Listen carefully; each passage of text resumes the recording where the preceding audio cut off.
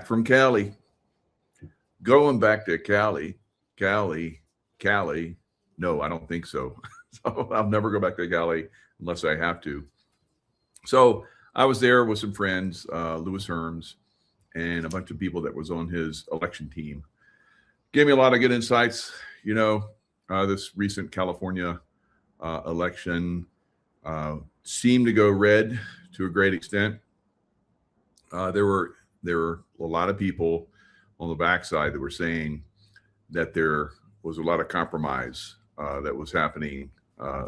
Ballots were being burned and so forth that were for some of the candidates. Right? So, yeah, another rigged election, absolutely, in California. How long before they, decide who actually is going to win, and at what percentage remains to be seen, because they won't finish counting the ballots in California until July. Yeah, even President Carter, long-term, obvious Democrat, who was the worst president in America's history until Joe Biden became president, even he said that mail-in ballots were ripe for election fraud. Right? So, geez. So yeah, we're gonna see election fraud in California until somebody figures out how to clean it up. But there was a lot of good candidates on the Republican side, conservative side. Not all of them, of course, but several good ones. We saw some good things that were happening. Now, will California flip red? Not if the Democrats have any say, and they'll cheat all the way to the end, of course. So now we have 5 months for the conservative candidates, if you will, to prove themselves to the people of California and get enough people voting that it will overwhelm the cheat system, right? That's the only way.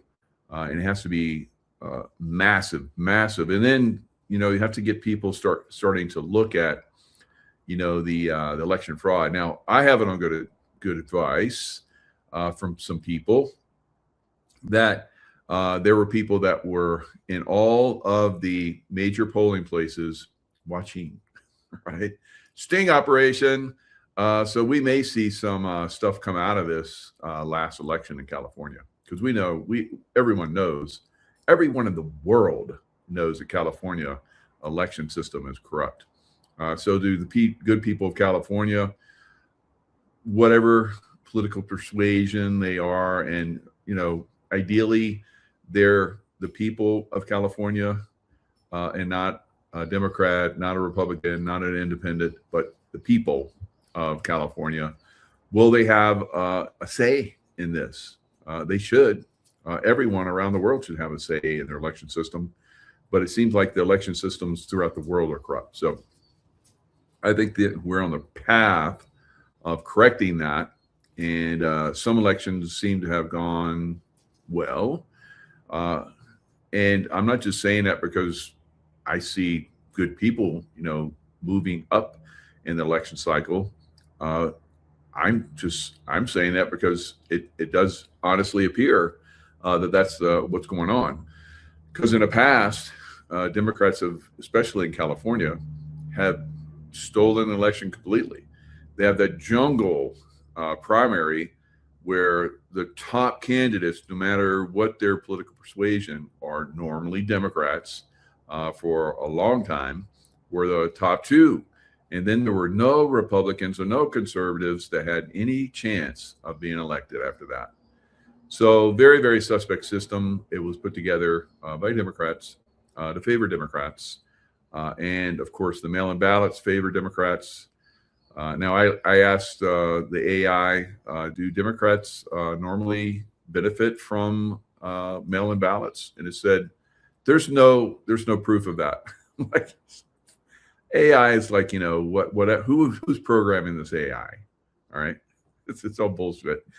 So yes, Democrats always, everywhere benefit from mail-in ballots. Now, most of the balloting in California is mail-in ballots, right? 88.8%, something crazy. Eight's that infinity number. It's like it's just spun into infinity, right? So we can make any kind of number we want to create because it's an infinity number.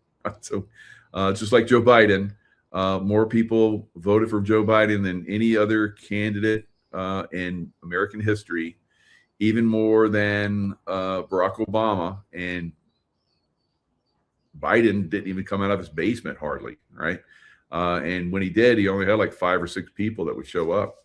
President Trump would fill stadiums, and outside of the stadiums, as far as people could see, I went to several of them, and there were tens of thousands of people that waited all day long. Every time I went to a President Trump rally, I did one in Nevada, and it was at this airport, and Trump flew in to the airport, and there were miles and miles and miles of cars trying to get in. This airport, I don't know, it must have been 100,000 people there. It was insane, and there were still people trying to get in. That's the way it was in all of his events in Sarasota. I went to an event, tens of thousands of people were there. While we were there, it got dark, and there was a plane flying around that had like a lights on it that was like, "Don't vote for Trump" or something stupid. It's like it was just like nonstop trying to take down Trump. And the 2020, it's not over yet election. So we're going to see this, snap back on this corrupt political class that's out there. And it's a political class. It's not a Republican or Democrat or independent thing. It's a political class. So, I mean, we see independents like Bernie Sanders, who's a communist that owns 3 multi-million-dollar homes. It's like he and his wife went to the Soviet Union back when it was communist. He was probably pissed off when they threw the communists out, but they went there for their wedding and honeymoon and all kind of crazy stuff. And it's a class because we see Mamdani, and then we see the mayor of Seattle, all communist, and they want to be at the top of the communist political system because they're all rich and everybody else is poor and they don't have food or anything. Look at Cuba, right? So you see in California, the mayor race in LA, you see someone that has gone to Cuba. I don't know how many times they say, like 10, 15 times or something crazy. It's insane. So what are the numbers? Let's look at the numbers. Who's winning? What place are they in? What percentage is that going to be going forward? I'm going to show you guys some numbers of some of these people just a few weeks ago. And they were very low, and surprisingly, they went very high very quickly, like this Becerra guy. So I heard it on good account from people that, like a few weeks ago, someone said that he is going to be catapulted to the top. And everybody's like, no, that's bullshit. And he had like 4% polling. And look at him now, right? So somebody knew what was going on, a lawyer type person. And they knew that, things were going to get manipulated, and Becerra was going to shoot to the top. Whereas Steyer, he spent, I think, close to $1 billion of his own money because he's a billionaire, and he hasn't gotten anything done. No one cares about him. He was number 2 for a while, maybe actually went to number 1 for one day or two, and then went back to number 2. But this is the way of the polling. So let's look at this. Tom Steyer and conservative commentator Steve Hilton. They're all competing for 2 spots in the general election race through to November, regardless of party there. And in the race for Los Angeles mayor. All right. So this was kind of surprising to me, but it shouldn't be really. I think it's amazing that Pratt, actually got number 2, I guess, because it's it's like 2-1 Democrats in California and the major cities along the coast and everything. So it is kind of amazing that Pratt, got to the position he is. I thought maybe he would like just completely win it, 51%. Maybe he did, but he got hijacked. Karen Bass, I think, is very unpopular in polling and so forth, but she somehow managed to get the number 1 position.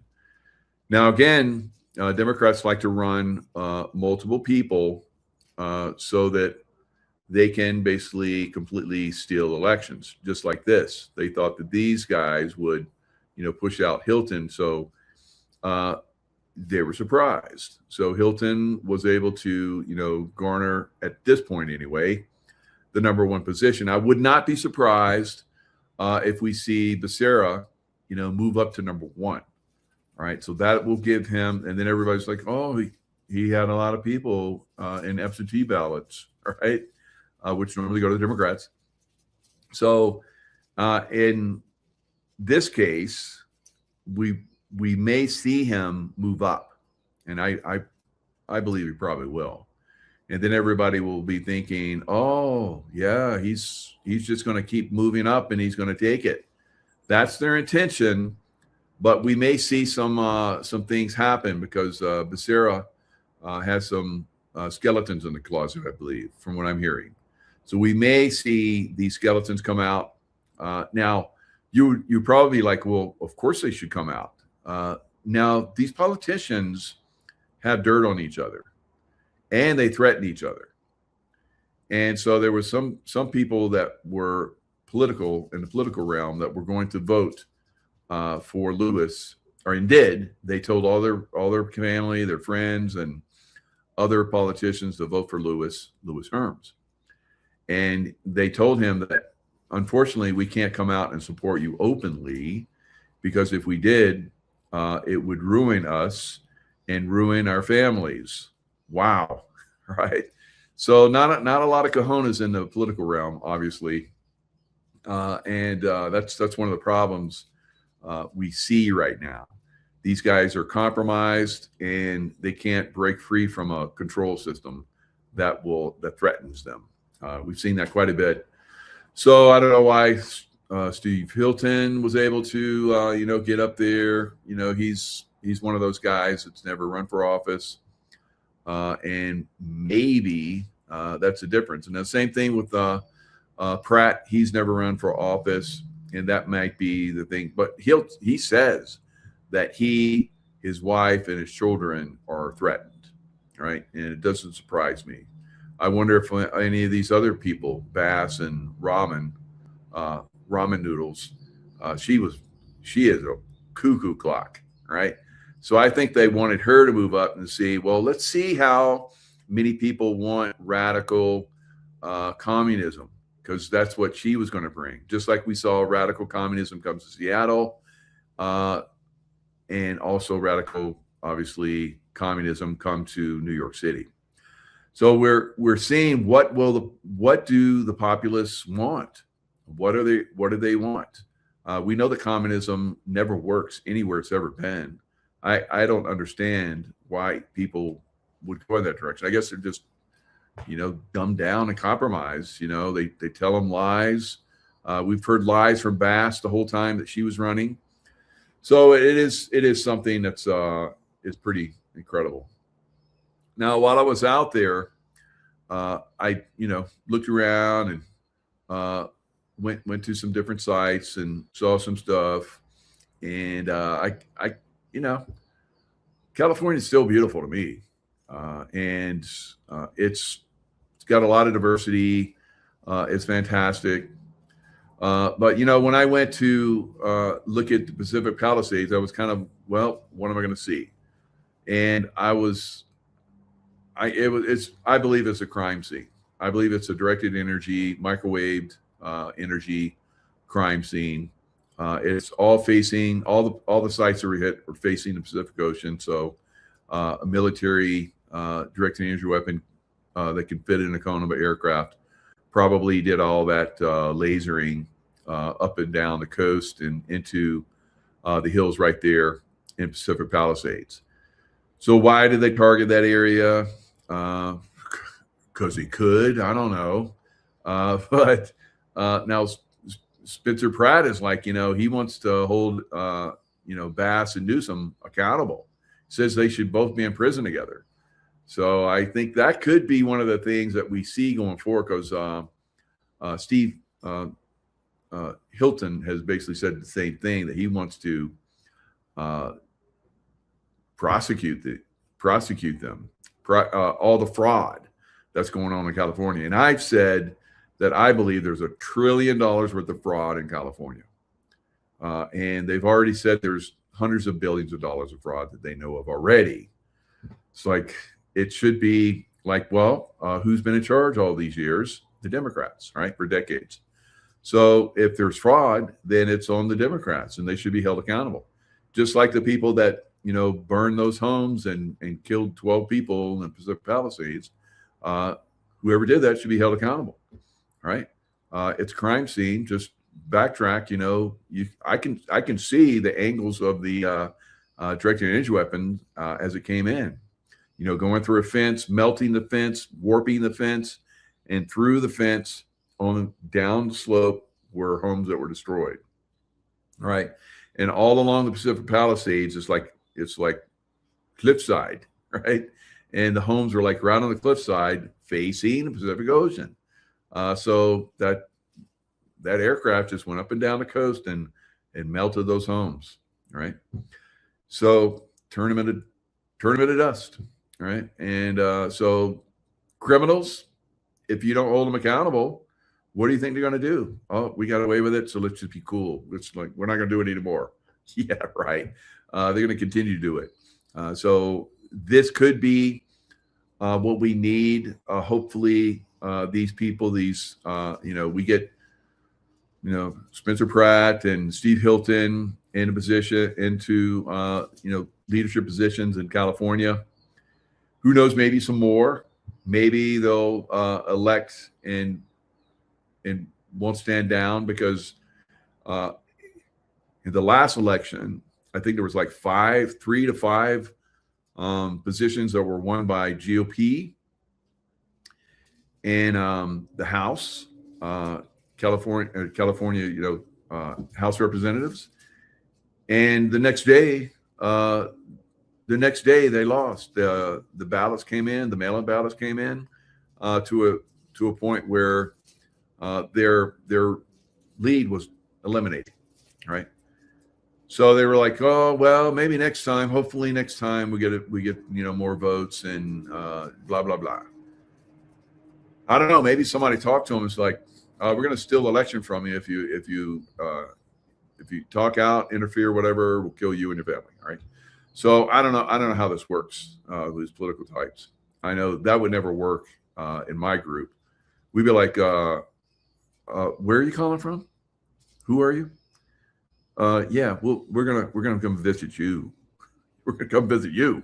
All right. That's the way it worked with me. All right. So, but these are not warrior types. They're just, guys that sit behind a desk, guys and gals that sit behind a desk, and they occasionally come out and talk. I've seen some of them. I'm like, God, I talk better than these people. I've been to some of their events. Now, Lewis did a really good job of speaking, but they never gave him any polling. They never gave him any major sites on the news. They always suppressed him. If he had been able to come out and talk, he would have been elected, guys. Clear as day, right? He had all the different things. Now, Steve Hilton saying, I'm going to reduce taxes, eliminate taxes for the first $100,000 that people earn. Lewis was going to eliminate all taxes for everyone and property taxes and still be able to pay for everything, right? So, he had the plan. He had everything going on. He was going after child trafficking. He talked about it. And then the other candidates started talking about it. So Lewis brought a lot of things to the forefront. Now, California back in the day they used to set the standard for the rest of the country. Wherever California went, the rest of the country went. So if we see California start to go in this direction to expose this, shut down, this illegal taxation, because it's completely illegal, constitutionally illegal to do property taxes, guys. So if we start to get more states, I think Florida maybe, because Florida's another one of those states that sets the example. So we may see property taxes they have to, because if they don't, I'm going to this, this fraud, event that's coming up in another couple weeks in Las Vegas with Juan O'Savin and like just a host of other people. If we don't take care of the property tax scandal alone, our country will be destroyed. Right? They keep going up and up and up, and people are losing their homes. Seniors, who work their whole lives, own their homes, their property taxes keep going up. Try not to pay your property tax. See what happens. Right? They're going to come and seize your home. Right? So there's so many people that are losing their homes.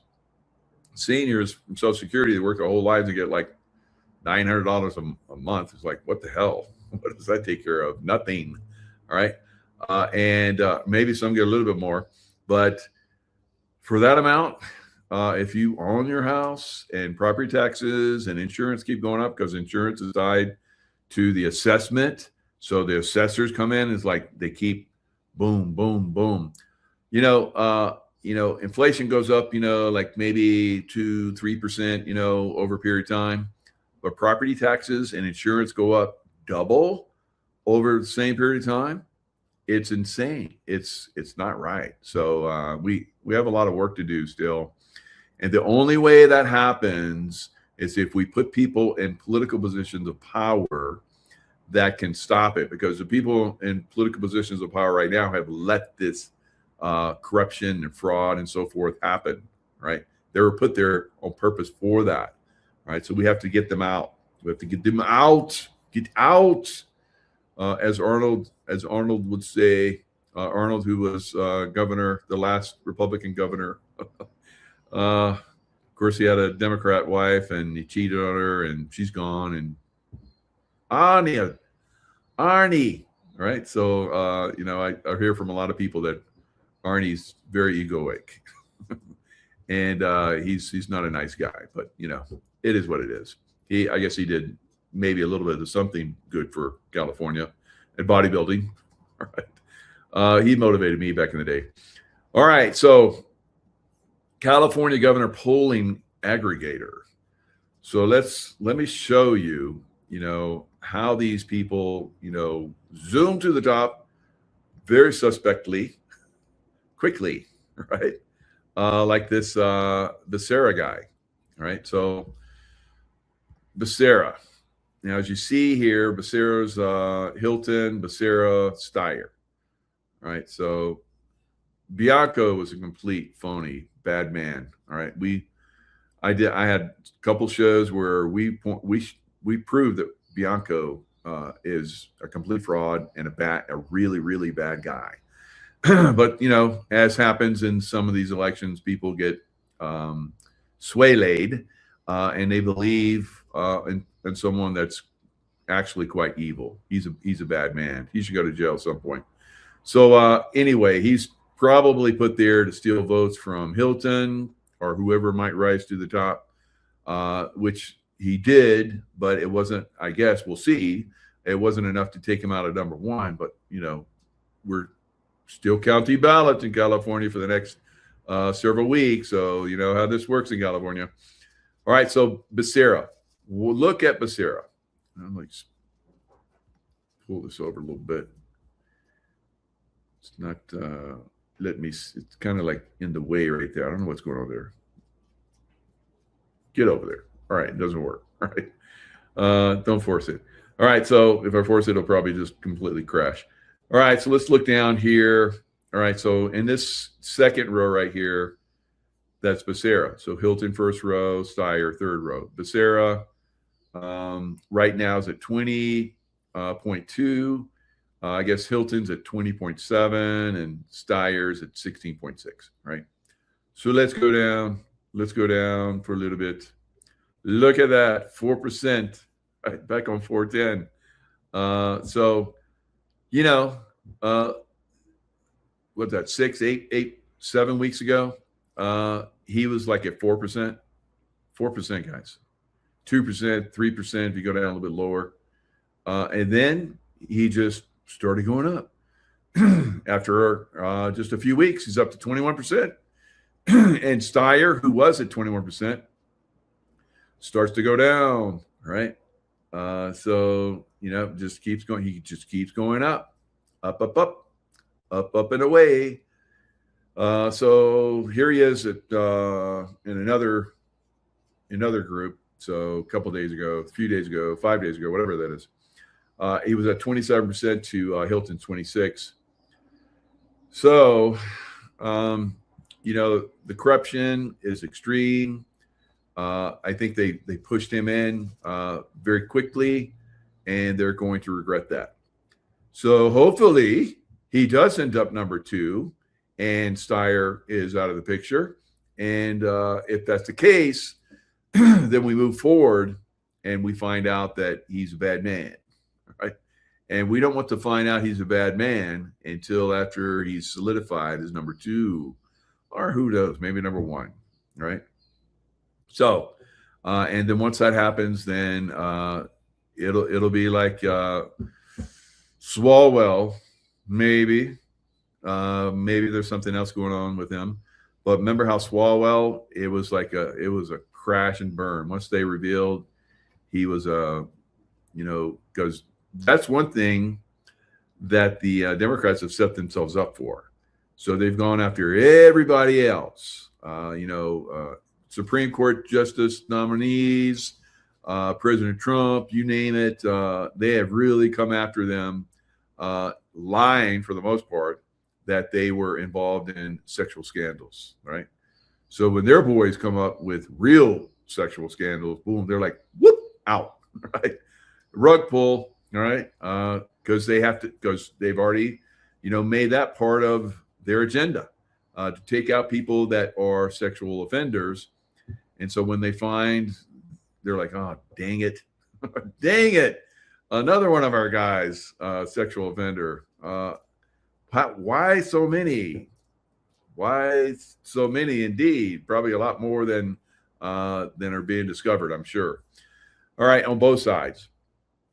Now, if we look at the current state of absentee mail-in voting, like I said, on August 18th of last year, President Trump said on social media, I am going to lead a movement to get rid of mail-in ballots.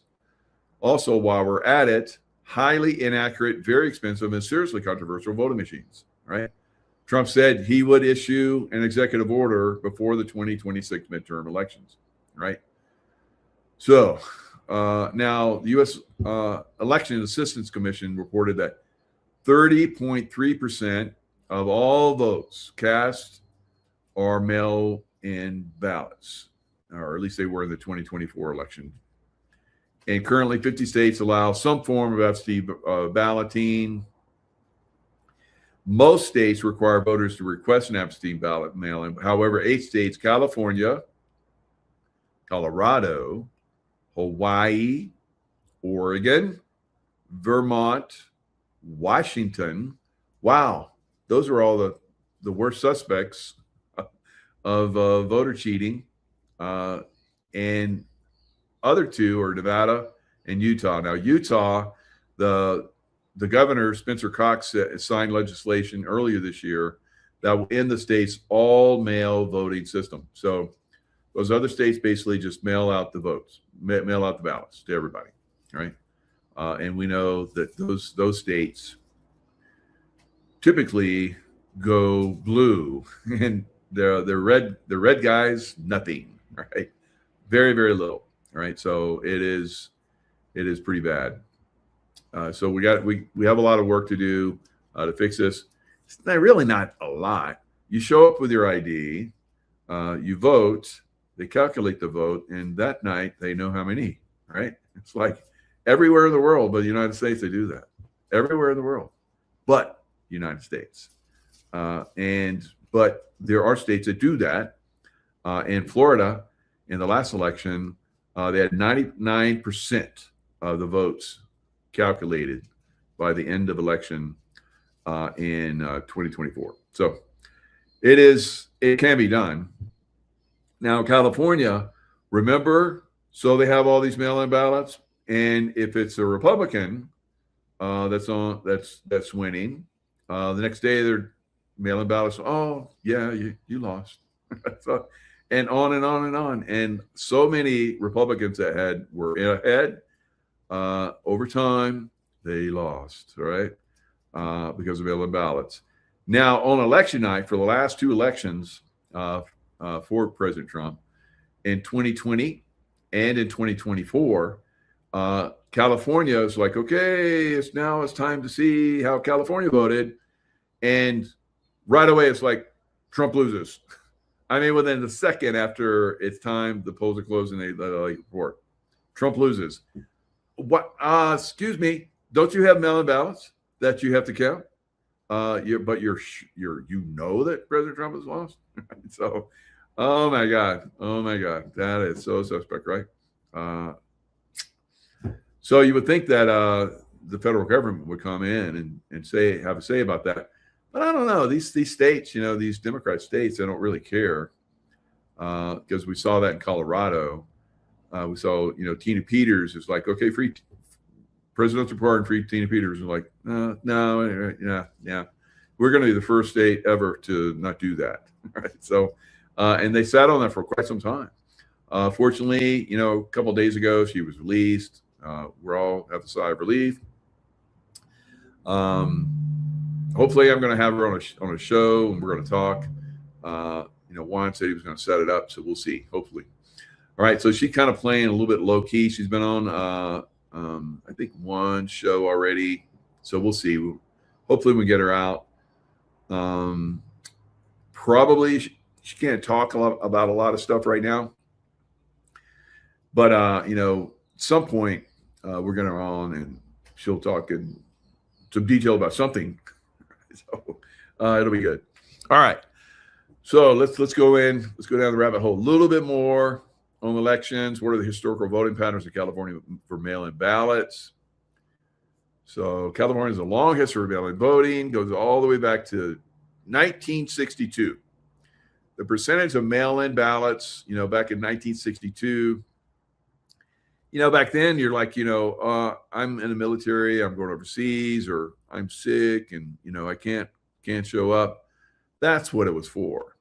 So 2.63%, only slightly less than 3% were mail-in voting. Now that significantly increased in for the COVID-19 timeframe. And we know that was one of the ways that they were that was one of the ways they stole the election, by having COVID-19. Many different reasons for COVID-19, right? So 2025, 88.89% of votes cast in California are mail-in ballots, right? I guess Californians just don't want to, I'll do it when I want to do it, right? So they sign it and mail it in, right? So, but it's like Jimmy Carter, the second worst president after Biden, said, mail-in ballots, they're ripe for fraud, right? So yeah, of course they're ripe for fraud. You Democrats know, Democrats know about fraud, right? All right, so it takes weeks. So let's see. 9 states have at least one uncalled House race, some of which are so close they are headed to recount. Then there's California. About half of the yet to be decided House races are in the state. All right, this was back in 1924 or 2024. The same was true 4 years ago when California reported the result of nearly 99% of ballots cast within a few hours of polls closing. All right. So a few hours after poll closing, they pretty much knew. In Florida 4 years ago. All right. In California, still can't get it right. Right. Still can't, count those ballots. The people mail them in. They have to be mailed in on by the day of the election and marked the day of the election as having been received by the post office.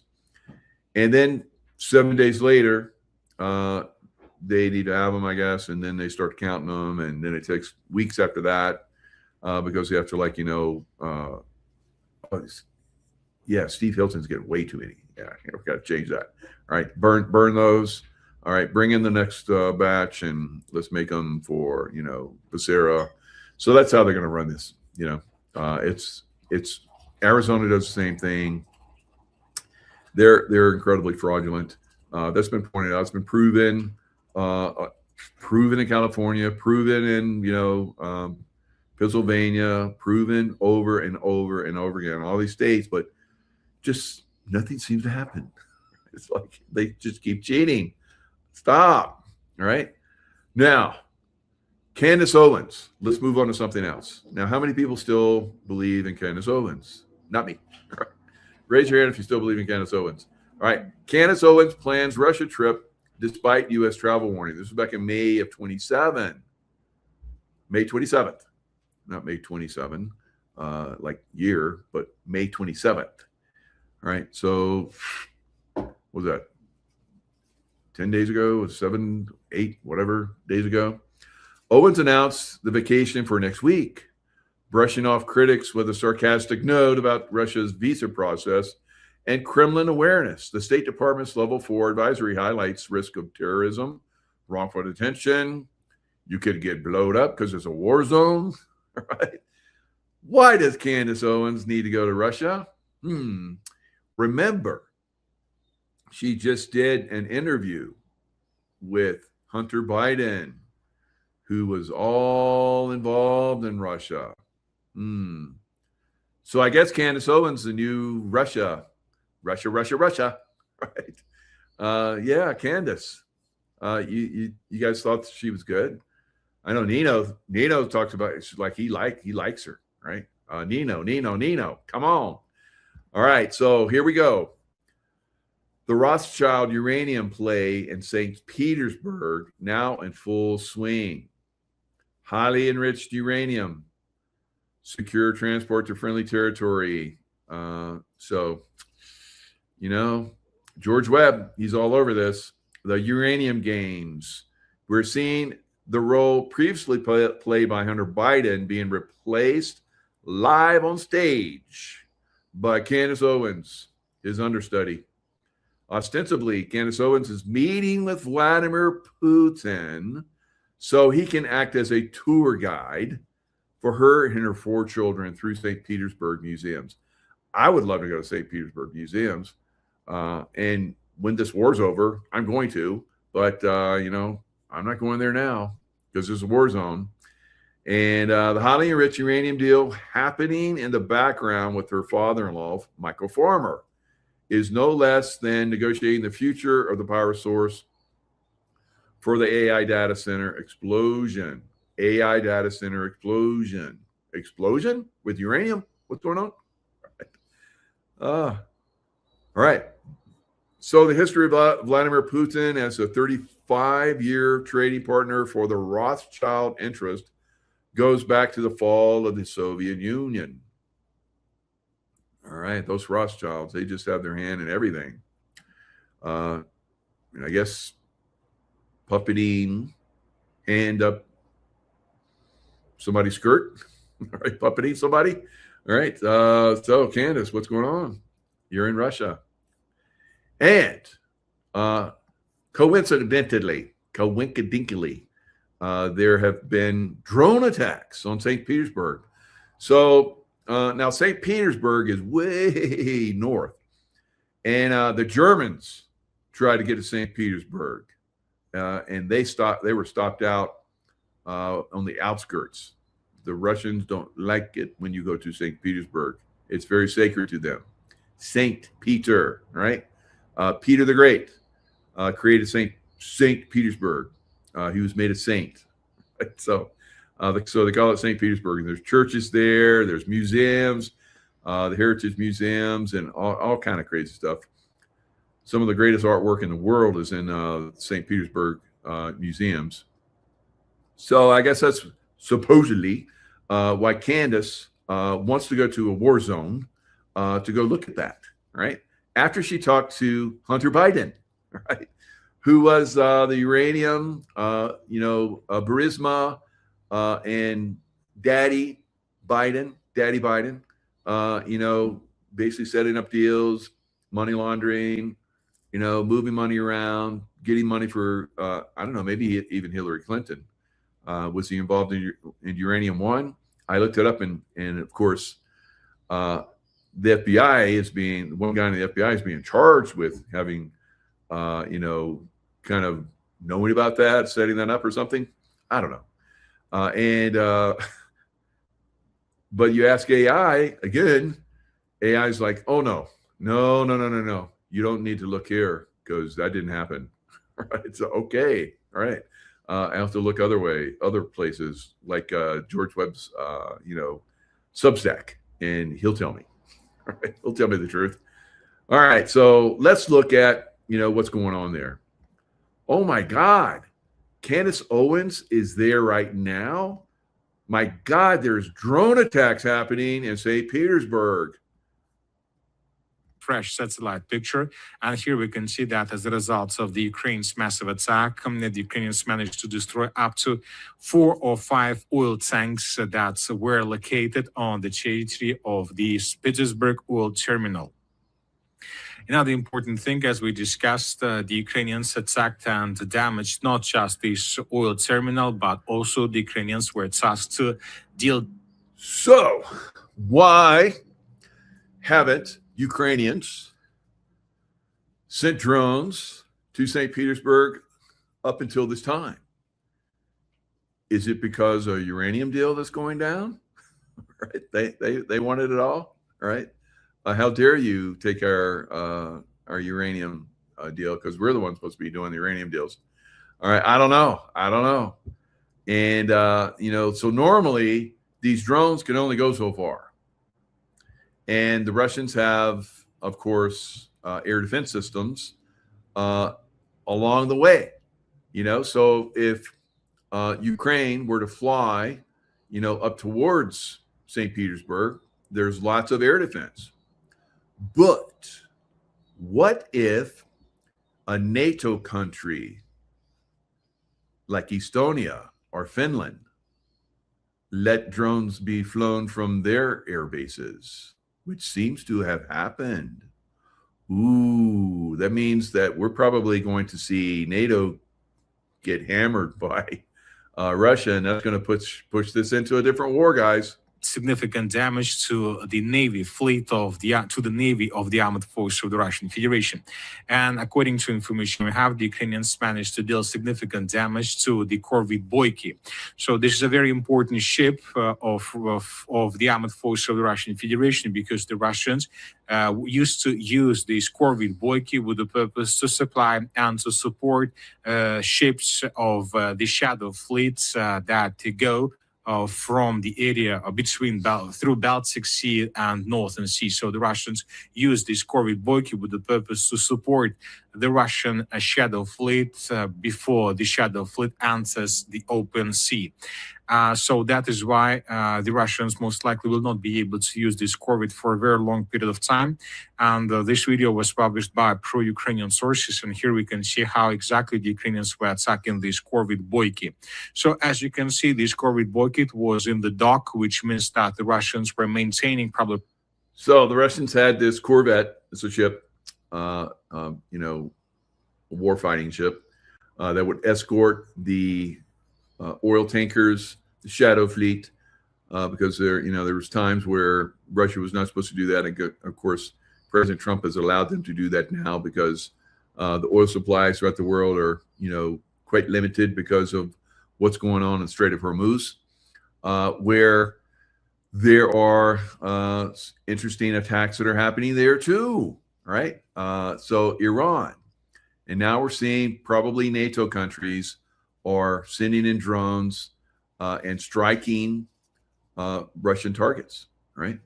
So this is going to heat up. This is absolutely going to heat up. Repairing this ship after this ship was moving and was in the open sea.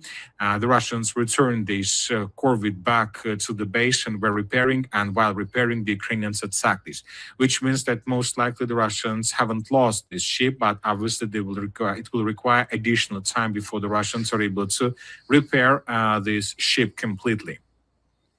Another important thing about this attack that was carried out by the Ukrainians is the distance and the destination. All right.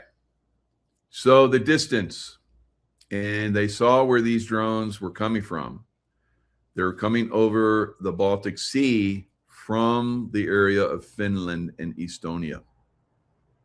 And positions where the Ukrainian drones were recorded. According to information we have, some drones attacked the city of St. Petersburg from the south, but many drones were moving in the direction of the city from the west, so basically from the airspace of the NATO countries or from the airspace of the international waters. For example, in this video, we can see the Ukraine's drone that was moving in the direction of St. Petersburg from the Gulf of Finland, and this is international territories. Another important thing is that during the previous 24 hours, lots of updates we received from the state of Estonia, which is a part of a NATO organization. According to information we have, air raid alert issued for 6 countries in Estonia overnight during Ukraine's massive attack. All right, so it looks like Estonia and Finland are involved in attacking Russia, right? So not looking good. Now, how long will it be before Russia, does a counterattack? Now, right now, they're having a little get-together with people from all over the world, economic conference. Interesting, the timing. So let's look at, what Stanislav Krepivnik says. Now, this was a former U.S. military Army officer. He's from Donbass in Ukraine and now lives in Moscow. So I've listened to him for quite some time. If I can, I'm going to try and get him on the show. It'd be interesting to have a conversation with him. Me from my special forces background, because I support Russia. Russia is a good country, right? Christian country, and good people, and Ukraine is not, right? Ukraine is a Nazi country that's supported by Nazis in NATO, right? So it's very interesting. I do not believe, in my opinion, I do not feel that we should be supporting Ukraine, right? And I also believe that if Europe gets in another war, international war or war, that we should not support them this time. No World War III for us this time, guys. Right? Now, I've seen where they're talking about they're going to automate the selection process for people coming into the military, being in selection, and I think that goes into effect after the election in November, right? Automatically. So you'll automatically, if you're from 18 to 42, you will be automatically entered into the draft. All right. Now, we have not had the draft for quite some time. It's been a voluntary force. So they're going to automatically enroll people in this selective service in the United States after November. And we just had who's Vice President Vance. Vance has said that he supports that. All right. We have to watch this. All right. We have to watch this because NATO, European countries are pushing into a war with Russia, guys. And we do not just because we have been in the past NATO supporters. Remember, NATO did not support us when we as we've gone into Iran. They have not supported us. In some places, they wouldn't even let us, fly out of the bases we've had in their country for decades. So we need to pull out of NATO before these guys, start duking it out with Russia, guys, because Russia is going to hammer the hell out of NATO. All right. And, Russia, was stopped at the gate, or, they took half of Berlin. East Berlin was, Soviet Union for a long time. A lot of these other countries, Russia back in World War II could have taken Finland, but decided not to. They could take it now, right? So this is going to get very interesting. We have to watch this, and we should not get involved. What are your guys' thoughts? Do you want to get involved in another war supporting the Nazis of NATO? They need to be destroyed, guys. The Nazis of NATO need to be destroyed, just like we're trying to destroy the Nazis in California and these other Democrat states. Right? So limited strikes, at least on Kiev, and you have the Western leaders being essentially freed.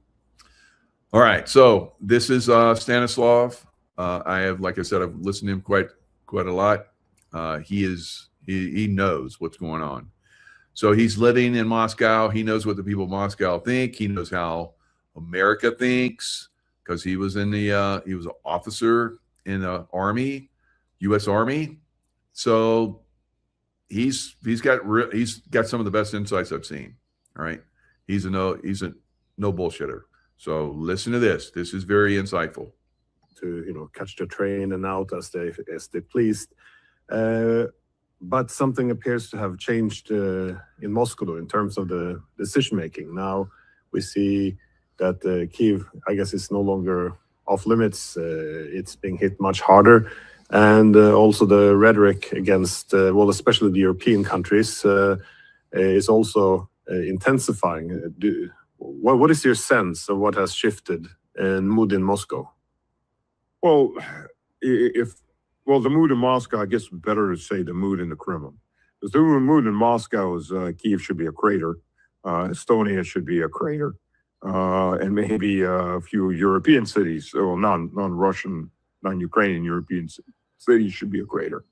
The mood in Moscow is extremely militant, with the vast majority, and the vast majority of Russia. As I was saying, the civilian.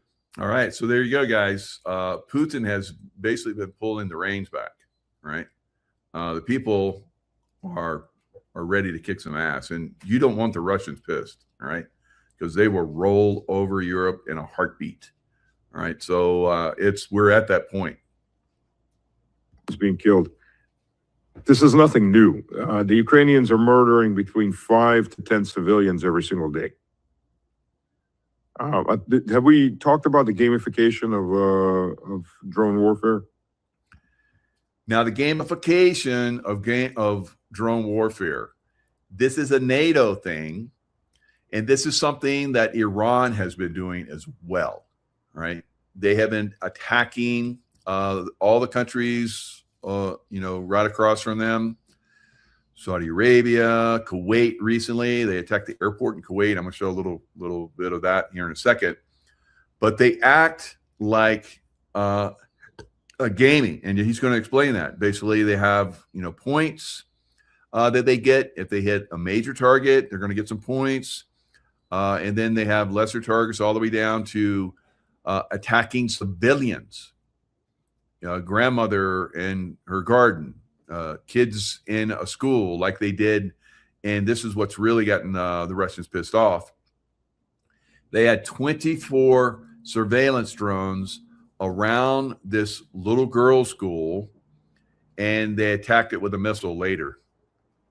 And it killed like 21 of these girls and injured like 85. The Russians are pissed, all right? They're done. They're ready to kick some ass. All right, they've been holding back enough, and I think this is going to start to take off in a big way. No, okay. I haven't talked to you about that. Okay, so the gamification of drone warfare. Why are Ukrainians, as a last resort, killing civilians? Okay, so these guys, and by the way, this is also a reason why Ukrainian drone operators don't ever seem to make it to becoming POWs, if you get my point. The Ukrainians have an incentive program. So if they blow up expensive military equipment, they get a certain amount of points. They take out military personnel, they get a certain other amount of points. If that's not part of the target area or targets in the area, they'll go after civilian engineering equipment or telecommunication equipment. If that's not in the area, they go after civilian trucking. If that's not in the area, they go after civilian cars. If that's not in the area, they'll go after a grandma walking a baby in a pram. They have to kill something to get some amount of points. And the points go down as the target, as you go down the target categories. So they will always, if their batteries are starting to run out, as they're waiting or trying to find something to kill, oh, look, there's a kid in a playground. Well, targets, it's still a kid in a playground. Got to kill Russians. So they will go after that. The unit, be it a section, a platoon, the company, they collect these points at the end of the month, and they use them to buy equipment. They get better equipment, they get better pay, get better provisions, swag, what have you. So this is the gamification of warfare. Another NATO creation handed over to the Ukrainian lapdog. So yeah, that takes the incentive. The KPI there is to kill something. So that. All right. So this is NATO. This will be Europe if they enter the war, because they're trying to enter the war and they're pushing to enter the war. If Russia has definitive proof that those drones that struck St. Petersburg did indeed come from NATO bases, and they can prove that, they're going to hit those bases. They're going to blow the hell out of those bases, right? And that's what they've been doing in Kyiv. They've been blowing the hell out of the bases. They've been telling the diplomats, you need to get out because we're going to hammer Kyiv. And they're like, no, we're going to stay. So now the Russians have to be more precise. So it's on the cusp.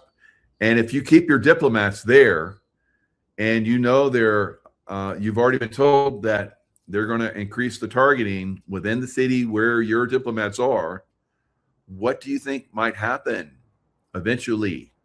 Some of these diplomats probably will be killed or injured. And then they're going to raise a fuss about that. All right. Hello, you're in a combat zone. Candace Owens goes to St. Petersburg and they start drone attacking St. Petersburg. That's coincidental? They haven't attacked St. Petersburg up until this point. Wow. So I don't know, where this ends, how far it goes, but it's definitely starting to heat up. So let's look at another report on this. It's hitting mainstream news now. So now that mainstream news is talking about it, what happens next? Russia says it downed hundreds of drones in a Ukrainian attack over its territory, including St. Petersburg. Now, it comes as an economic forum there, drawing thousands of attendees, gets underway. Ukrainian President. All right. So now the problem in Ukraine, for the people of Ukraine, is they've made it into basically a prison. All along the border, people used to run from Ukraine. Men would run from Ukraine so that have to serve, go to the front and die, the Russian front and die. Right. So they had a lot of people, millions and millions of people that escaped Ukraine during the start of this war. So they had basically fenced up the entire border, Ukrainian border, so that no one could escape. Now they're gang pressing, which means they come into the city. They have basically, set up a perimeter around Kyiv where they get most of the people. Most people live in Kyiv. and they got, you know, dragon's teeth and barbed wire and tank ditches and all kind of stuff. But the average civilian can't get through that, and they got to go through checkpoints and everything. And if you're a man that's of military age, and they're going to ask you, why aren't you serving, right? And they'll, if you don't have the right answer, and they look up your information, they're like, press them. They put you in a van, and then they take you for very short term training, and then they send you to the front. They have billboards where they're basically shaming the women. If you are Ukrainian, you should serve your country. If you're a woman, you should fight. They're getting everybody, right? Men and women. And of course, Zelensky and his top people are, you know, getting all the money that's coming in from Europe, and I guess used to come in from Biden.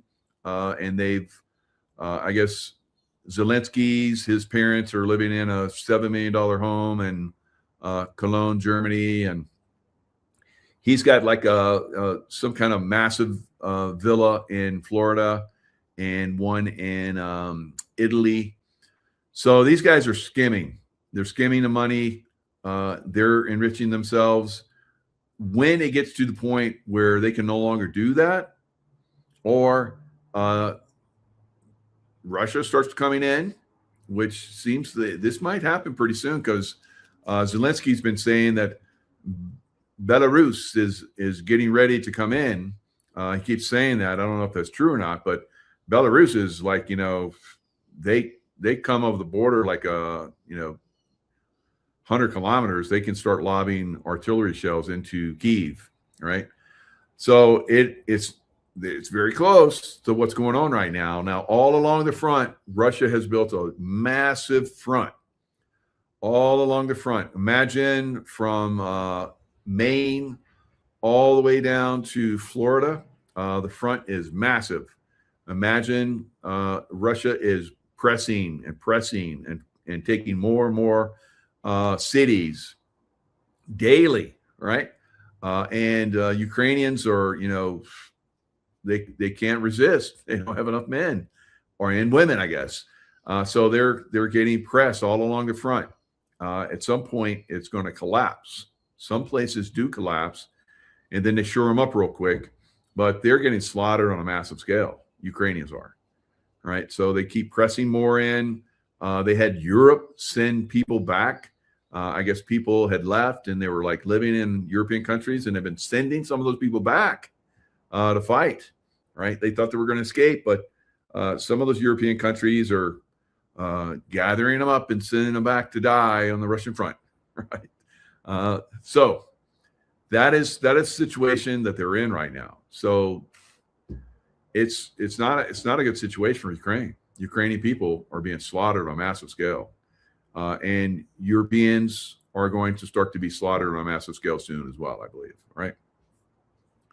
Because they're going to use the same techniques, NATO techniques that, you know, the drone points on the drone, you know, they get the drone operators. So a lot of these drones are getting information from NATO sources and from the U.S., right? And from the U.S. We, the people of the United States, I think at some point we need to say enough supporting Ukraine, right? They're extremely evil beyond belief, right? All right.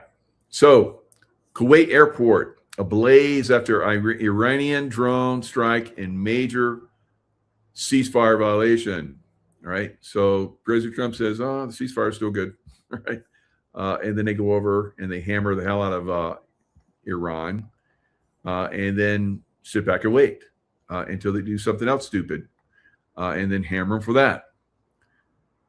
So a drone strike tore through the passenger terminal at Kuwait's international airport. Same situation. So they couldn't hit U.S. bases. So they picked a target, a civilian target. And just like Stanislav said, they picked a target that was, you know, civilian, you know, like airplanes, you know, airports. targets, civilians. It doesn't matter. It's a civilian infrastructure target, and so somebody got points for that. Or they was flying an Iranian drone, because this is what the Nazis do. This is what the deep state does. So one person was killed and 63 others were wounded in this attack. As you can see here, it blew the roof. I've been in this airport many times. All right. Glad I wasn't in it this time. All right. It says Iran also accused both Kuwait and Bahrain of permitting Washington to conduct operations from their soil. All right. So just like Russia's probably going to hammer Finland and Estonia, Iran is hammering these countries that are, being given the ability to fly and operate from their soil. So maybe that's why we've seen Europeans shy away from that, because they knew what the game plan was, because they're NATO Nazis, right? So there you see it. There you see you got the sheiks are, walking through, checking out the damage. Look, they got tennis shoes. Right, good job, sheiks. Right, you don't want to mess up your good shoes, your $1,000 shoes. Washington then conducted what it termed self-defense operations against a drone control facility at Qasem Island, located in the northern reaches of the Strait of Hormuz, a vital shipping lane that has been largely shut down by the ongoing process, hostilities. Donald Trump insisted peace negotiations remained on track, right? They do something stupid, we just bomb the hell out of them, and then we sit back. This is what's going on. Now, there's multiple reasons for that. One is that they're slowly and methodically, taking away their ability to, fight, right? And they find out where, they're still launching drones and so forth. So they go in and they destroy that area. And if they find another area, they destroy it. Oh, they shot from there too. And then destroy that. Oh, who gave authorization for that? And they blow that person up, right? So this is, a war of attrition. So we're slowly, methodically taking away Iran's ability to conduct war and setting them up, because they know this is coming. And that's why they're desperate. They're trying to poke a fight with us, and they want us to come on their soil, which I guess is not going to happen. I think that's a good thing. And start a fight so that they can, make this a bigger thing and get more people involved. Maybe the NATO countries will come and help them. All right. So it seems to be, the way NATO's working. We've heard that they have been giving Iran targeting information. I don't know if that was true or not, but that was one of those leaks that was out there. It could have been disinformation. I didn't see anything else on that. But it seemed to be on a major news site, and then it was gone, right? So whether it was true, whether it was, like I said, disinformation, remains to be seen. But, this war of attrition, I don't know how much longer it can last, because I think the Nazis here in the United States that are still in power are trying to limit, through war powers, the ability of President Trump to conduct any war over there and take out the deep state in the Middle East. Because if we don't take them out, they will get. I mean, almost my whole career that was spent in the Middle East, which well over half of it, 3/4 of it, I was fighting Iranian based, endorsed, paid for, supported terrorists, all throughout the Middle East, So it needs to be stopped. It started 47 years ago when the city of London supported the Islamic crazies to take over peace-loving Iran, right? And from that point on, they have been a thorn in the world's side. But yet the deep state, the Democrats and the rhinos, of course, want them to continue. So they're doing everything in their power to limit and stop the ability of President Trump and the Department of War to basically take care of business there. So we need to get it to a point where the people can rise up and go in and hit them. Now, you might remember in the Arab Spring that President Obama and Hillary Clinton started, which was a lie. It was a power grab. The people of Iran thought, oh, everybody's getting freedom, so we're going to get freedom too. So the people of Iran, stepped up, and they thought that Obama was going to back them. He didn't. Turned his back on them because it wasn't about them. It wasn't about the people of Iran. It was about the power base in Iran, right? And the uranium one that Clinton was involved in and Obama was involved in because he sent that plane load of money over there to pay for it. The uranium came down from Russia into Iran, and they started building bombs, right? Getting ready to enrich the uranium to get it ready for nuclear weapons, right? Now, I've heard that they were close, and I've heard some people say that they do have the nukes now, all right? So I don't know. It's a really bad situation over there. So yeah, you can say Obama was wicked, and but he's just a puppet of a bigger, more larger criminal activity.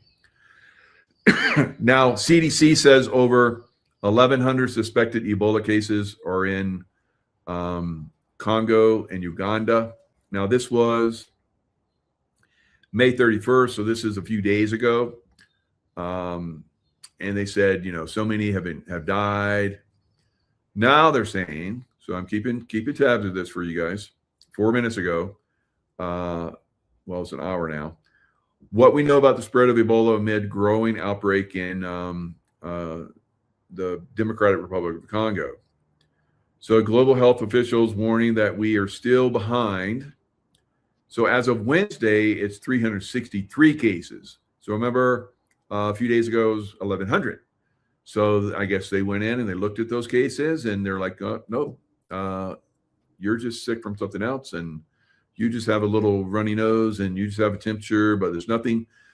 So the problem, though, is this Ebola takes 21 days, just kind of like the hantavirus, right? So I saw another report almost a week ago where they said America is not ready for Ebola and hantavirus. That's if it's coming, right? So I'm like, all right, these scare tactics, they're already starting. How far are they going to go with them? Now, a specialist, senior disease physician and senior specialist, Dr. Megan Coffey, has said that in health unit of the aid organization International Rescue Committee highlighted the importance of clarifying certain details as they try to control the outbreak. To be able to say what is the case fatality, what is the percentage of cases that have been identified, and what have been the percentage of people who are potentially in a chain of transmission, may have been exposed and may have developed Ebola. That's what they're looking for. And so it sounds kind of like up in the air, like they can have it go whichever way they want it to go.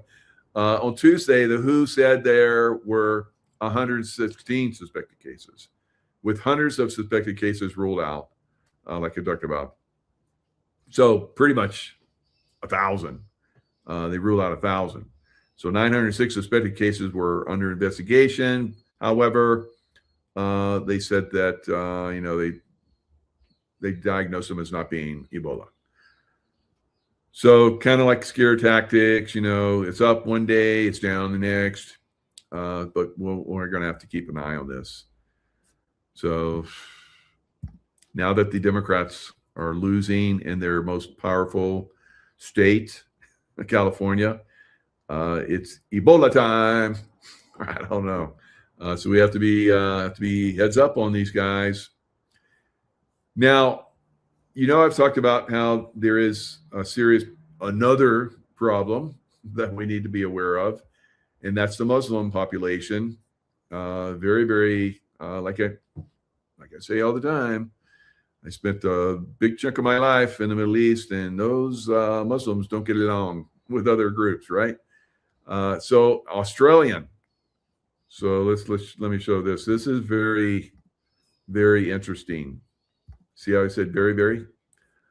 So Australian ISIS bride renounces Islamic State, violent jihad in court. Yeah, now that you're caught and you're sick and you need help. So this was she was part of Ryan El Houli, was part of the ISIS brides group of Australian women, renounced the Islamic State and violent jihad, her lawyer claimed. So she embraced it and went over there and had babies and became violent in their rhetoric. So she's a mother. She's a 34-year-old mother of 4 children. She's one of Australia's ISIS brides, women that moved to Syria so they could marry Islamic State fighters before the collapse. I mean, what? Like, there's not enough Australian men? I don't know. Maybe they became Islamic Muslims or whatever in Australia, and then they could find men because Australian men are like, screw that. Not literally, but you know what I mean. So they had to find some men somewhere. So they went to to the rapist land and got married. Got married for a period of time, had a baby, then got divorced or whatever, and somebody else married them. And it's like, she reportedly, before the collapse of the so-called ISIS Caliphate, because she was arrested, she was in a prison camp, she escaped somehow and made her way back to Australia. So they basically put her into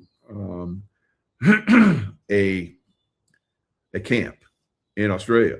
Right? So she was at camp when they raided and took down ISIS in Syria, and she escaped, and now she's back in Australia.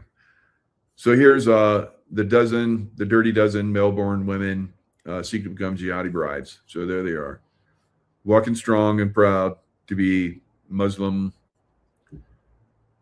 killing machines. All right, so, or make killing machines. So it goes on and says, Chief Magistrate Lisa Hanan, citing the prosecutor's statements, detailed that she has allegedly expressed support for terrorist acts and views of killing non-believers.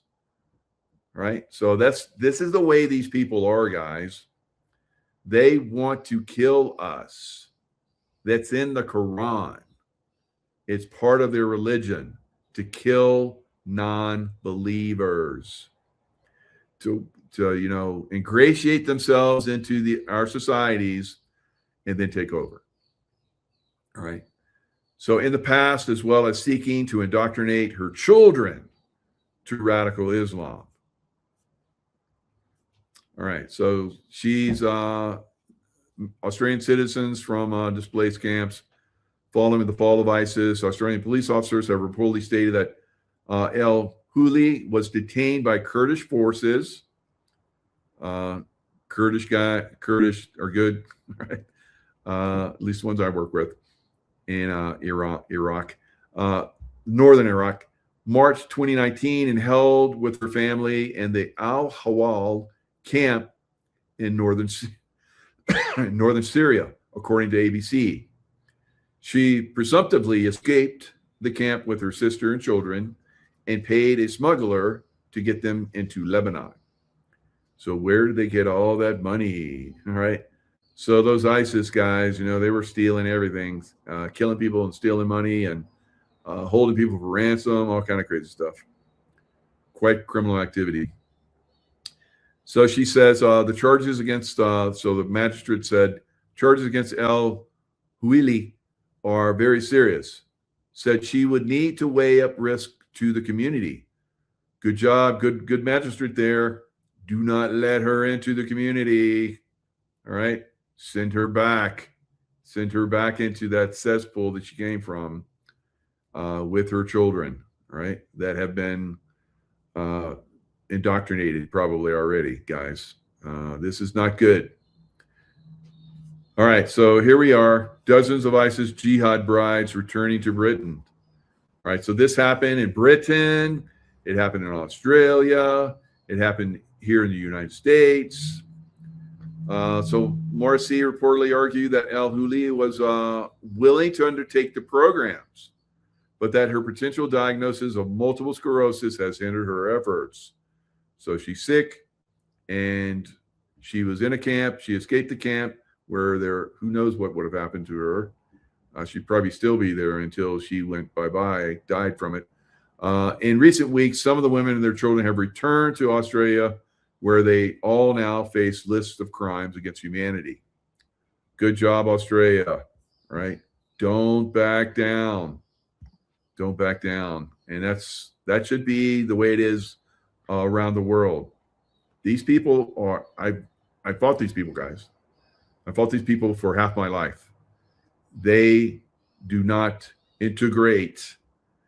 They infiltrate, kill us, and take over.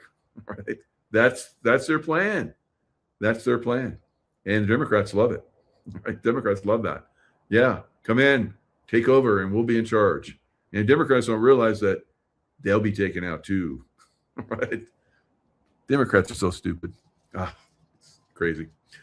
All right. So LGBTQ, Seattle.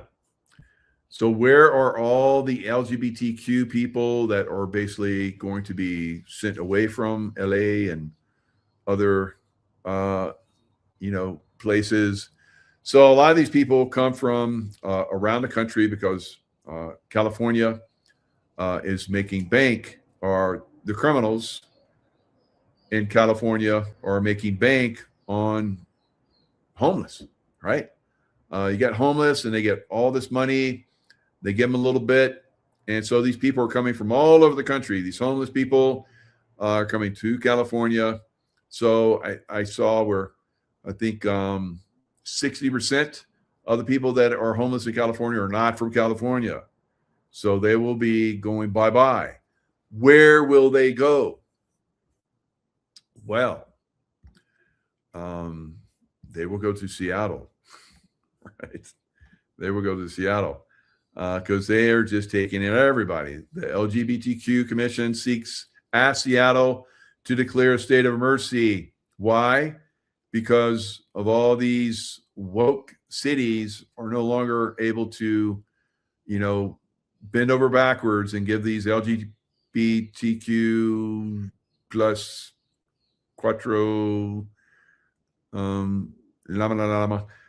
people their boob implants and sex changes and for free, all that stuff, just because they identify with not being a man, and vice versa. I guess I don't know how many women do that. I don't think the amount of women that do that, I don't think is very high, although I don't know, because I've seen some lesbian couples and some of those guys or girls are pretty butch. I don't know, but maybe LGBTQ, there's basically emergency to increase resources for trans refugees.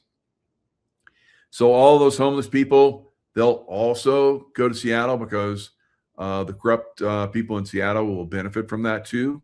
So it's starting to get cracked down on in LA, and they'll just get pushed right up to Seattle. Right? Seattle will become a lot worse than it is. Get out of the big blue cities. Right? So how many times have I been saying it over the years? All right. Due to the rapid influx of, God, look at that. Look at all this. 2 SLGBTQIA plus. All right. Is there anything else we can put on that? Person seeking refuge in Seattle for increased safety needs. They need to be taken care of because in conservative areas now, I guess, people that don't put up with it anymore, don't give them a free shot in a merit-based system where they don't belong. We've seen some of these people that are, transgenders have been put into, air traffic controllers, and we've been having all these crashes. So it's not that they're LGBTQ. It's just like they didn't merit that position. I don't care if whatever you want to be, man, woman, whatever. If you can do the job, go for it. Great. But if you can't do the job and you get put in that position just because you're LGBTQ, blah blah blah blah, then that's bullshit, and that's what's happening. So they're getting rejected because they didn't deserve a lot of those positions, and now they're, kind of destitute because no one wants to hire them because they can't do anything, and they're a little strange, right? They take medications to make them a little quirky and all that kind of stuff. So, and sometimes violent, right? A lot of the shootings lately have been from the transgender community. So, and that's because of drugs they take. So, Seattle's going to take them on. Boy, get the hell out of Seattle. Hello, right? So I think at some point, how we've talked about how some of these people, new details in Juniper Blessing killing, he stabbed her over 40 times after prowling the residence. Okay, woo, that's okay. Those psychotropic drugs are, we're gonna help you think like a woman, but you're a man. Oh, I can't imagine that. That's whoa. That's going to be a mental mess, right? So I don't know how you women do it, but I love you guys. You're amazing at what you do. Your mama bears basically saved America. But I couldn't do it. And I can be you, right? Saying, I know you don't want to be me, so I'll do me and you do you, and I guess the transgenders will do both or whatever. I don't know. So sounds like a recipe for disaster to me, and it seems to be actually working that way. All right. So rhinos are no good either. That's right. I'm not picking sides. Big win for election integrity as North Carolina blocks non-resident voting. Yay. So it's moving in the right direction all across America, guys. All right. It's getting to, because we're not a democracy. Democracy is mob rule. And that's what the LGBTQ plus 55-33 and Democrats that, believe in, reparations for slavery that happened 200 years ago, that nobody's a slave anymore. So there's these wacky ideas are just like falling away, and people are starting to wake up to that. That's dumb. We're not going to do that. And just because you guys have a lot of people in California, Democrats, I guess they're waking up. And they're not so much mob rule. It's we the people working together to overcome, corruption and craziness and so forth. So we'll see that, I think, happening around the country, because I think President Trump was supporting people in 30 different states, and each one of those states, all 30 of them, have been successful.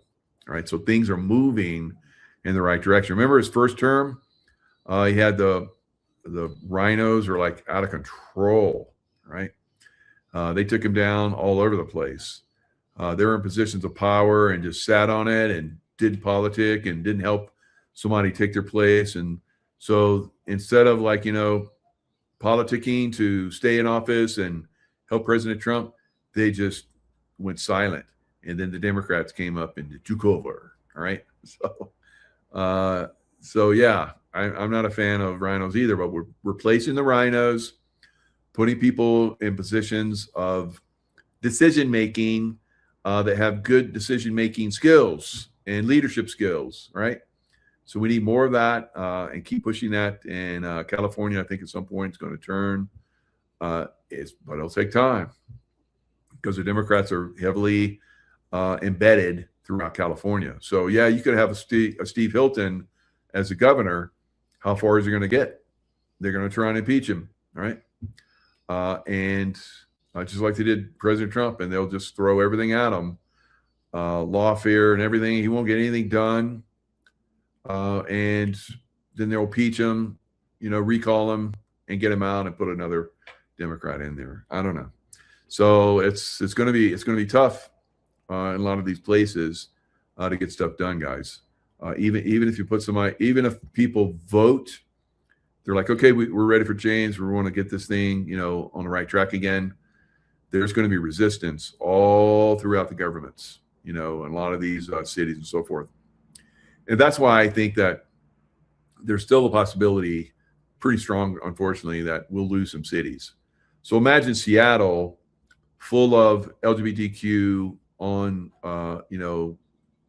mind-altering drugs, and they just go whacked out. And Seattle finally says, yeah, that was a bad decision to have all you guys here. And now there's thousands of them, and they all get guns, and they just go on a rampage. They take over the city, right? So, I mean, it could happen, right? It could happen. Just like we have Muslims in a lot of these cities, they could take over. We've been hearing that, from a lot of people. I've been putting it out. George Webb's been putting it out. I had Joshua Reed, who is in Minnesota, is putting it out now that the mosques have weapons in them ready for war. All right. So it's not just me anymore that's been saying it. It's like, I know you're like, okay, Mike, he's like, say a lot of stuff. And yeah, some of the stuff you say, well, maybe a lot of stuff you say comes true. But, I don't know. So well, we've had a lot of people say it now. So now right? But is anything going to be done? No, of course not. All right. So we're going to have to learn the hard way. That's the way it usually works, right? It sucks. But I'm not one of those guys who learns the hard way. Right. I'm ready to go. All right. So now we have, really good stuff out there to overcome, any kind of bad stuff that might be coming. Ebola, hantavirus, another COVID-19 outbreak, vaccine, harmful side effects, so forth. And, we've been talking about that for quite some time. That has been the things that I've been wearing, right? Not there, but there, right? Lifeway patches, right? So I've had David Schmidt on. We've talked about this stuff. Let me run this by you. So this was 3 years ago that we were talking about the dangerous side effects, maybe even longer now. Dangerous side effects of COVID vaccination. Let's listen to this little clip right here. For the mRNA vaccine, which is something that we should be concerned about, what appears to be going on here is that, this is not really to call this a vaccine is probably incorrect. It really looks like it's functioning more as something that modifies gene expression. And we have some evidence of that relative to these cell mutations that we've seen. So compounds that can have a positive effect on gene expression would be things like olive oil, resveratrol, and copper peptide. Copper peptide by far is the most powerful. All right. So the copper peptides, of course, is X39, X49 that we've been commenting on for quite some time. Now, some of the stuff he's talking about right there, some of the stuff he's talked about for quite some time for as far as supplements. We do have the supplement line now that is very, very popular now. And I highly recommend that you get on it. So your X39ing, and you're using our supplement line, which is basically powder. You put it in water, and we have a light infused water, the X2O machine. So you have the X39, Celergize, and the water machine. So the Celergize and the water machine have come out since we did this 3 years ago, and they are increasing our ability to withstand the onslaughts of the deep state bio warfare that's being waged against us, from chemtrailing to inserting toxins in our food and so forth. We're cleansing ourselves and becoming healthier over time. It will reset about 1/3 of the human genome to a more youthful state.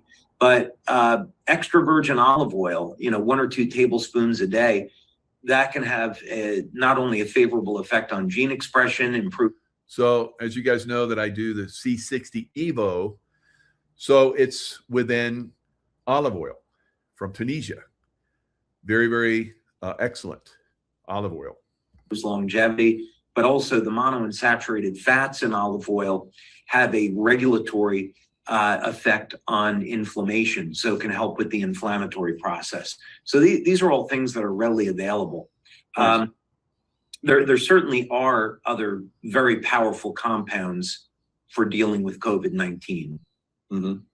So the fibrogen is basically produced by the liver. Is that correct? When there's a viral load that comes into the body, or some kind of cancers or anything like that. I saw a show where you're talking to the gentleman. You were talking about the fibrogen that seems to be showing up in a lot of people, and that's what's causing the heart problems and so forth. Can you tell us a little bit about what's going on with the liver overproducing the fibrogen? All right. So fibrogen is one of those unfortunate side effects from the vaccination and the actual COVID-19. So it's affecting. There's a lot of heart problems out there right now.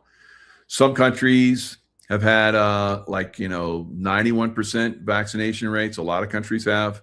Here in the United States, I guess through mine and other people's efforts, only 70% of people here in the United States, which is one of the lower ends, have been vaccinated. And that's very good, but that's 70% of our population that are shedding on us as well. So as they, have problems with the over time, we said within a 5-year period after the vaccination plan started, we would start to see a very significant, lots of problems, right? So in a lot of places, people are having massive heart issues and other liver problems and all kinds of problems. So there are ways around it. Yeah, if it's okay, let me share some of these slides with you, and we can kind of talk through that. Is that okay with you? Yeah, that'd be great. Thanks. Yeah. So we did. Now, I was very surprised when he did this because I was told that he was not going to do this because it would, possibly get a lot of blowback. But he is a very, very giving person. And he really wants to help humanity. So he brought it out on my show. It was the first time that anyone had really covered this information. He was the first to cover it. It was in the background. Some people were talking about it, but they weren't coming out in public with it. So he really stepped out on this show. So I think there have been so many people that have been saved because of David Schmidt. It's probably millions. Did 2 studies, and this was with both dark field and bright field microscopy. And these are techniques that, allow us to image white blood cells, red blood cells, and see what's really going on here. So the image on the left under normal cells, this would be, this is what we would expect to see in a healthy sample. And in an unhealthy sample, it would be the image on the right. So you see the blood cells clumping together. And this could be from dehydration, improper nutrition, age, could be from a medical condition, someone that's a heavy smoker. You might see blood cells starting to clump together like this. And when that happens, the cells can't do what they're supposed to. They can't deliver oxygen from one part of the body to the other. And now the blood levels of oxygen go down. And so it's a very, very significant problem. So what we saw in the study was that in every single person that had been vaccinated, we saw this clumping effect. It's called RULU. And I'm going to have some other slides where we show it in even greater detail. But that's probably the first thing that we noticed, was that the red blood cells were clumping together. So that means that the ability of the body to deliver oxygen to cells is diminished. And that is incredibly important. So one of the things we know about people that have been vaccinated now is they have a higher risk of cancer. And cancer cells thrive in an environment without oxygen. It's called anaerobic metabolism. And that's why oxygen therapies have been so successful in treating cancer. Well, if you deliver a vaccine that reduces the capacity of the body to transport oxygen, you're going to get an increased risk of cancer. I'll skip ahead here a little bit. And this was, to me, the most alarming thing that we saw. Definitely. Was the change in shape. All right. Yeah, this was crazy. They had horns and tails. So you can't quite see it here, but there were other ones that you might show it later. It's almost like they had little devils in our bodies. All right. Our cells were being transformed. So we've talked about how this is a war against good and evil, right? So this vaccination seemed to transform a lot of stuff, guys. So, we go on and talk about a lot of other stuff. If you haven't seen that, it's one of the highlights of the films that we did. That's in Rumble. My website has been compromised several times. They had those videos on it, so I just took the videos off. Right, they kept coming in and compromising them. It's very frustrating. So we try our best to get this information out. Sometimes we have to come back like this, and invest in your knowledge and help you guys. Some of you guys haven't been exposed to this, so that's good. Some of you guys have. It's like, okay, you've seen it how many times now, and are you still not on LifeWave? Come on.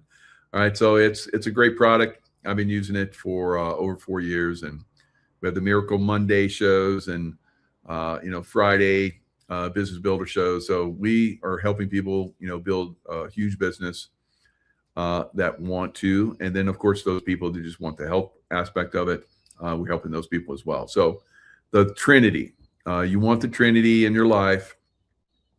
That's X39.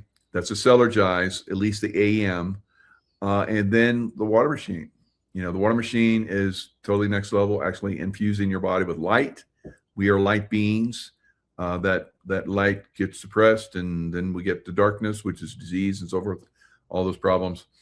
Now, if you have been, there are, a lot of people that still believe in the vaccine. It is what it is. That's your choice. Some people maybe got some good results from it. I don't know, but some doctors promoted it, and I guess a lot of people did it. And I'm not saying that everybody's gonna croak from it, but there have been some problems. So make sure you're asking your doctor, and are doing a cleansing program, detoxing program that seems to do really, really well. If you are a brand partner, still only brand partners can buy the water machine. You have to get on a waiting list. If you go to my website, LifeWave Michael Jaco, the first thing that pops up is becoming a brand partner and getting on the waiting list. We've had a lot of people get the water machine. The results have been amazing. My personal results have been unbelievable. I'll talk about them more as time goes on. We have a lot of people already talking about it. So definitely get in, get that water machine. It is a substantial, I mean, if you just do the water machine, that's great.